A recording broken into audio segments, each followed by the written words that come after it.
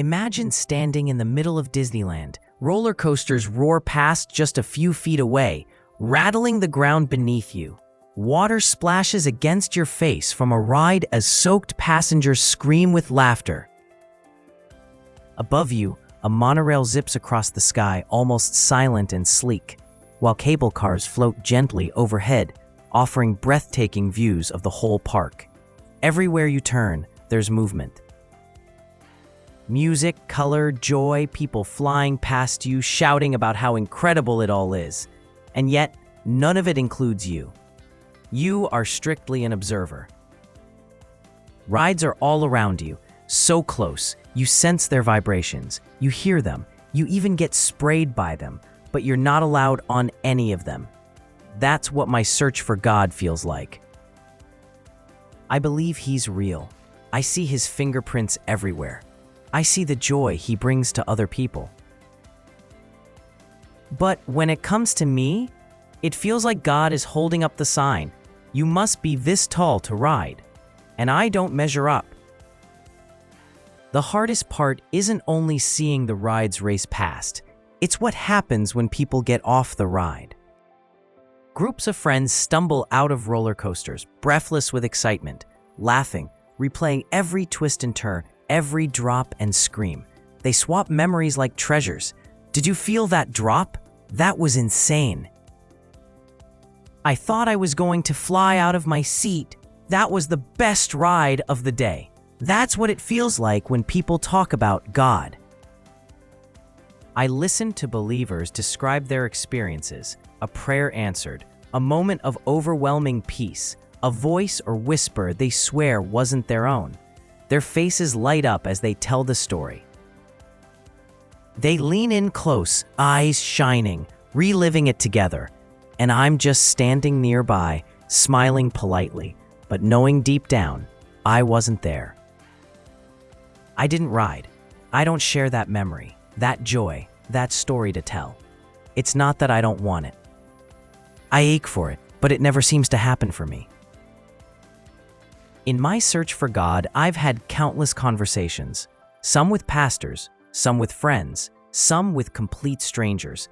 I always listen with one ear tuned carefully, hoping someone will say the thing that finally pries open the door. Most of the time, what I get is advice wrapped in certainty. If God feels silent, just wait. He'll come when He's ready. Maybe you're blocking Him without realizing it. You should stop searching so hard. He'll find you. At first, I clung to these like lifelines. But after hearing them again and again, I started to wonder, are these true insights or just conversational exit ramps? Easy words people use so they don't have to sit with me in the discomfort. Other times, the responses are stranger. One person told me, God's voice is in the wind. Just stop and listen next time there's a breeze. I tried. I stood outside, wind rushing against my ears, but it just sounded like wind. Another said, God speaks through coincidences. Pay attention to the random things that line up in your day. And for a moment, I almost believed that. But then I wondered, am I just forcing meaning onto accidents? Someone else, trying to help, told me, if you can't feel God, maybe it's because He doesn't trust you with Himself yet. That one stung. It left me walking away heavier than before, as if even God thought I wasn't ready. And then, of course, the well-meaning classic, maybe you just need more faith. As if faith were a switch I could flip on command. As if longing, searching, and aching weren't already acts of faith in themselves.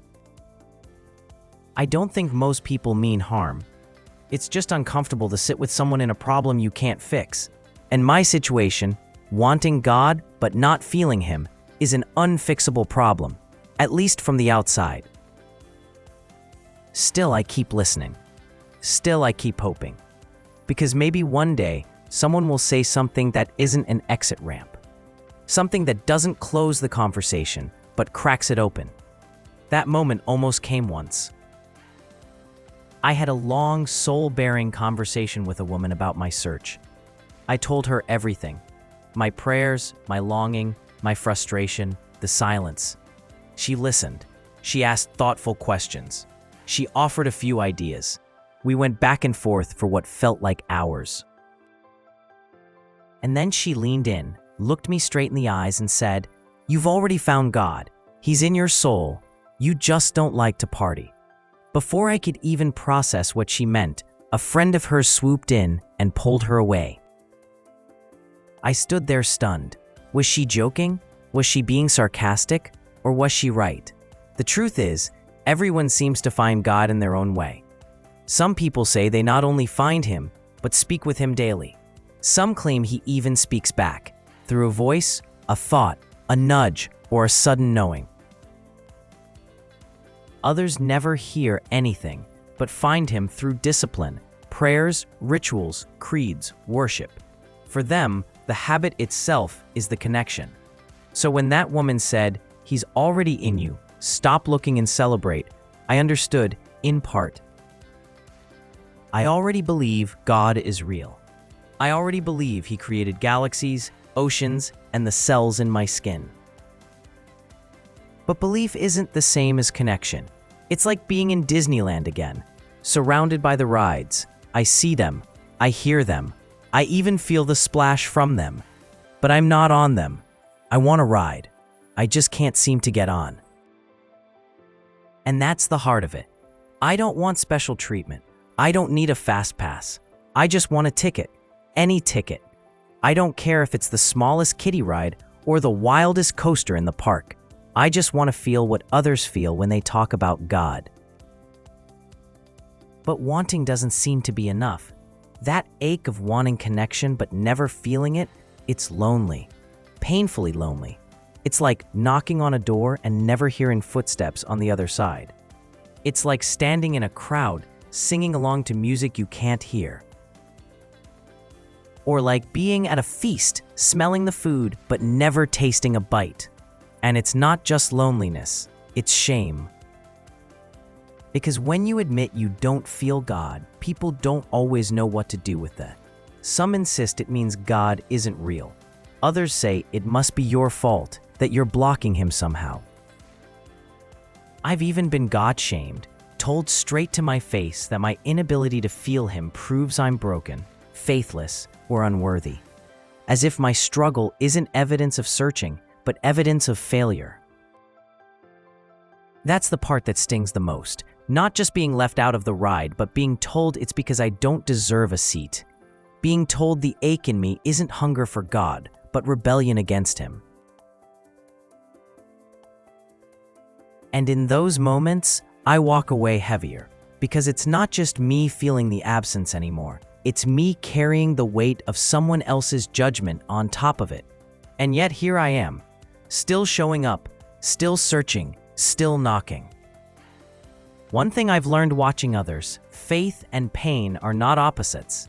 They're often companions. Some of the most faithful people I know have endured the deepest suffering, and some of the most comfortable lives I've seen belong to people who have no interest in God at all. The difference isn't in the pain, it's in what the pain produces. For some, pain produces bitterness. For others, it produces depth. For some, it creates distance. For others, resilience. And maybe that's the real shield faith offers. Not protection from pain, but protection from becoming hard, cold, and closed off because of it. And if Disneyland has taught me anything, it's this: the day always ends with fireworks. When the rides slow down and the crowds gather, the sky explodes with color. Music swells, families cheer, couples embrace, children's eyes widen in wonder. It's the grand finale, the moment everyone looks forward to. And once again, I'm standing there, watching the sky light up, feeling the rumble in my chest, hearing the gasps of awe all around me. It's beautiful. It's undeniable. And yet, even in that moment, I feel like an observer, not a participant. The joy is everywhere, but not in me. That's how my search for God feels, like fireworks exploding above my head, real, powerful, stunning, but somehow never quite reaching my heart. I still think about that woman's words. He's in your soul already. You just don't like to party. Maybe she was wrong. Maybe she was right.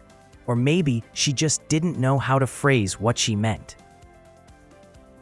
But if she was right, if God is already here, deep inside me, then maybe the connection I'm searching for isn't something I find.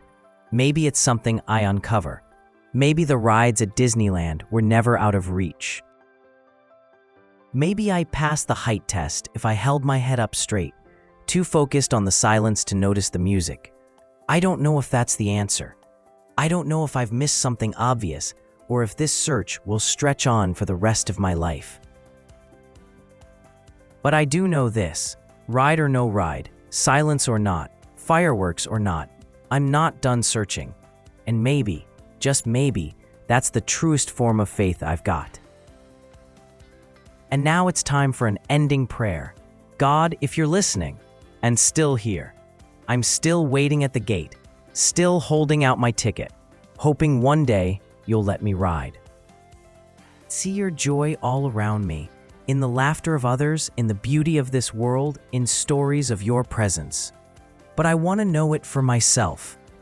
If I don't measure up, teach me why. If I'm missing something, show me where. And if you're already here, deep inside me, then help me uncover that truth.